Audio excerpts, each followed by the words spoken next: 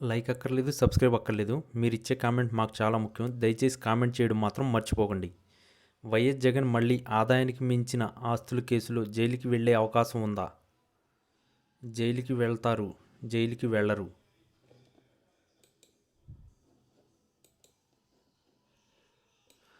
ఆంధ్రప్రదేశ్ రాజకీయాల్లో ఇప్పుడు భోగాపురం అంతర్జాతీయ విమానాశ్రయం ప్రారంభోత్సవం హాట్ టాపిక్గా మారింది. ఉత్తరాంధ్ర ముఖచిత్రాన్ని మార్చేసే ఈ భారీ ప్రాజెక్టుకు ప్రారంభానికి ముహూర్తం ఖరారు కావడంతో పాటు రాజకీయంగా పెను దుమారం రేపే పరిణామాలు చోటు చేసుకుంటున్నాయి.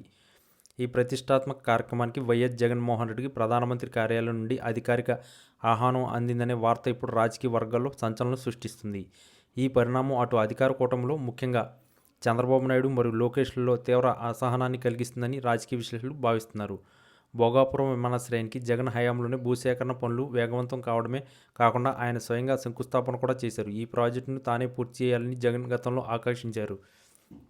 అయితే ప్రభుత్వం మారినప్పటికీ ఈ ప్రాజెక్ట్ క్రెడిట్ విషయంలో వైసీపీ మొదటి నుండి పట్టుదలగా ఉంది. ఇప్పుడు పీఎంఓ నుండి నేరుగా వైసీపీ అధినేతకు ఆహ్వానం అందడం అనేది కేంద్రం జగన్ ప్రాధాన్యతను గుర్తించిందనే సంకేతాన్ని పంపుతుంది. ఇది ఊహించని పరిణామం కావడంతో తెలుగుదేశం పార్టీ శ్రేణులు షాక్కు గురయ్యారు. జగన్ విమానాశ్రయం ప్రారంభోత్సవం వేదికపై కనిపిస్తే అది తమ రాజకీయ మైలేజీని దెబ్బతీస్తుందని చంద్రబాబు భావిస్తున్నట్టు సమాచారం. ముఖ్యంగా లోకేష్ ఈ విషయంలో మరింత ఆందోళనగా ఉన్నట్టు తెలుస్తుంది.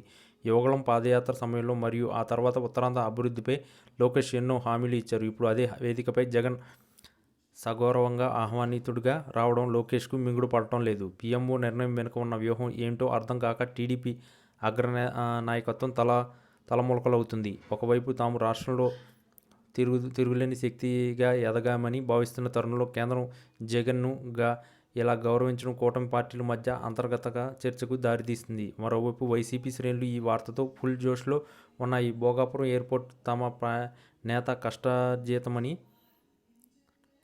జగన్ శ్రమకు దక్కిన గౌరవమని వారు ప్రచారం చేసుకుంటున్నారు. చంద్రబాబు ఎన్ని అడ్డంకులు సృష్టించినా జగన్ ముద్రను చెరిపేయలేరని వైసీపీ నాయకులు విమర్శలు గుప్పిస్తున్నారు. ఈ ఆహ్వానం చంద్రబాబు మరియు లోకేష్ రాజకీయ ఆధిపత్యానికి గట్టి దెబ్బ అని వారు వాదిస్తున్నారు. రాబోయే రోజుల్లో ఈ ప్రారంభోత్సవం వేడుక ఒక అభివృద్ధి కార్యక్రమం కంటే కూడా పొలిటికల్ యుద్ధభూమిగా మారే అవకాశం ఉంది.